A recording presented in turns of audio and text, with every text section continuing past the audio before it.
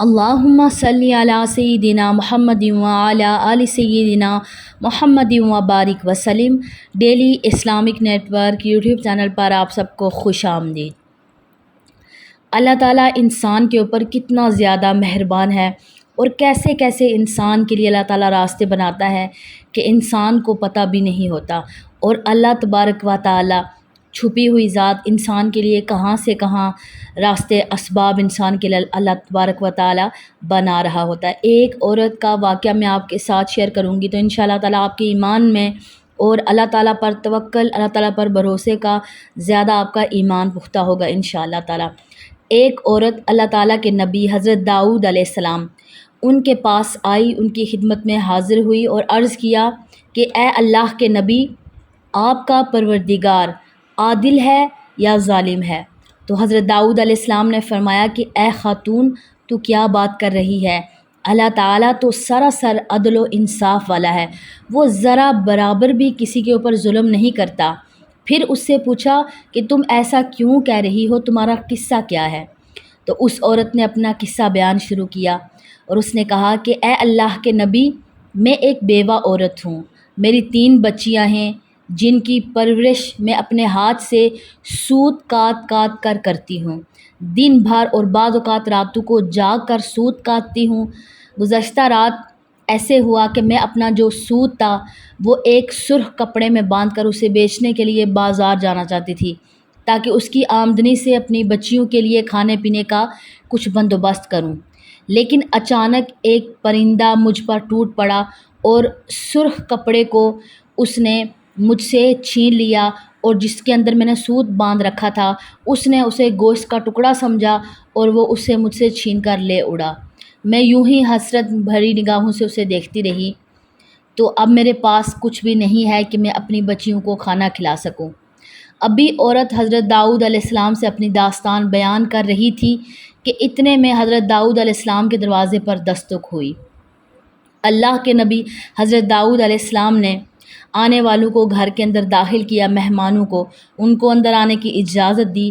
ان کے بعد جیسے ہی ملی تو 10 تاجر تھے، بزنس مین، جو یکے بعد دیگرے اندر داخل ہوئے، اور ان سب کے ہاتھ میں 100 دینار تھے۔ 100 دینار تھے 10 بندوں کے ہاتھ میں، تو کتنے دینار ہوئے؟ 1000 دینار۔ تو تاجروں نے عرض کیا کہ اے اللہ کے نبی، ہمارے ان دیناروں کو ان مستحق تک پہنچا دیں جو ان کا مستحق ہے، یعنی جو لوگ مستحق ہیں ان تک پہنچا دیں، اب یہ آپ کے حوالے ہیں، آپ جس کو چاہیں ان کو دے سکتے ہیں۔ تو حضرت داؤد علیہ السلام نے ان سے پوچھا کہ میرے پاس یہ مال حاضر کرنے کا کیا سبب ہے؟ کیا وجہ بنی کہ تم اتنا زیادہ مال دے رہے ہو، صدقہ کر رہے ہو، اس کی کیا وجہ ہے؟ تو تاجروں نے جواب دیا کہ اے اللہ کے نبی، ہم سب ایک کشتی میں سوار تھے، اتفاقاً ایک زوردار آندھی آئی جس سے ہماری کشتی میں ایک جانب سوراخ ہو گیا، تو پانی کشتی کے اندر داخل ہونا شروع ہو گیا، موت ہمیں سامنے نظر آ رہی تھی، تو ہم سب نے نظر مانی کہ اگر اللہ تعالی ہمیں اس طوفان سے نجات دے دے تو ہر شخص 100 دینار صدقہ کرے گا۔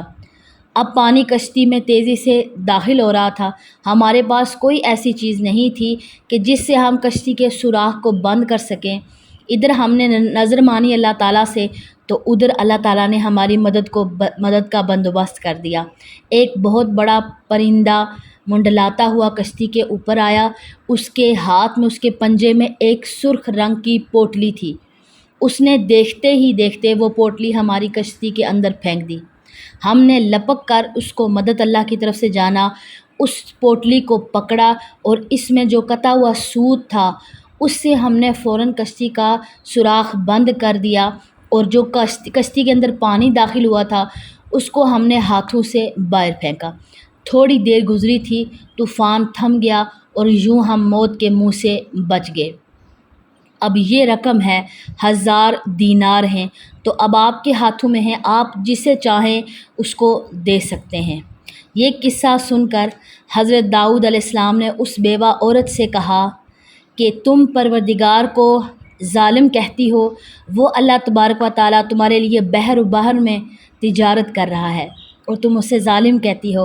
اور پھر آپ علیہ السلام نے وہ 1000 دینار اس خاتون کے حوالے کیا اور فرمایا کہ جاؤ انہیں اپنی بچیوں پر خرچ کرو۔ تو یہی حالات ہمارے ہیں کہ ہم لوگ بعض دفعہ ذرا سا نقصان یا پریشانی آتی ہے تو ہم لوگ پریشان ہو جاتے ہیں، لیکن اللہ تبارک و تعالیٰ انسان کے لیے کہاں کہاں سے راستے بناتا ہے یہ ہم لوگ سوچ بھی نہیں سکتے۔ اسی عورت والا معاملہ ہے، اللہ تبارک و تعالیٰ کہاں کہاں انسان کے لیے اسباب بنا رہا ہوتا ہے، انسان کو پتہ بھی نہیں ہوتا۔ تو ہر حال میں اللہ تبارک و تعالیٰ کا شکر ادا کرنا چاہیے اور مکمل اللہ تبارک و تعالیٰ کی ذات پر بھروسہ کرنا چاہیے۔ اللہ کی ذات پر جب انسان بھروسہ کر لیتا ہے تو کبھی بھی اس کو ناکامی کا منہ نہیں دیکھنا پڑتا ہے۔ بعض دفعہ ایسا ہوتا ہے کہ ہم دعائیں مانگ رہے ہوتے ہیں، کسی چیز کے پیچھے پڑے ہوتے ہیں، تو ہم اللہ تعالیٰ سے ایک پھول مانگ رہے ہوتے ہیں، حالانکہ اللہ تعالیٰ ہمیں پھولوں کی پوری ٹوکری دینا چاہتا ہے، کیونکہ اللہ تعالیٰ کی جو حکمت ہے وہ ہماری جو التجا ہے اس سے بہت بڑی ہے۔ مجھے امید ہے کہ آج کی ویڈیو آپ کو پسند آئی ہوگی۔ ویڈیو پسند آئے تو لائک اور شیئر کرنا مت بھولیے گا۔ السلام علیکم ورحمۃ اللہ وبرکاتہ۔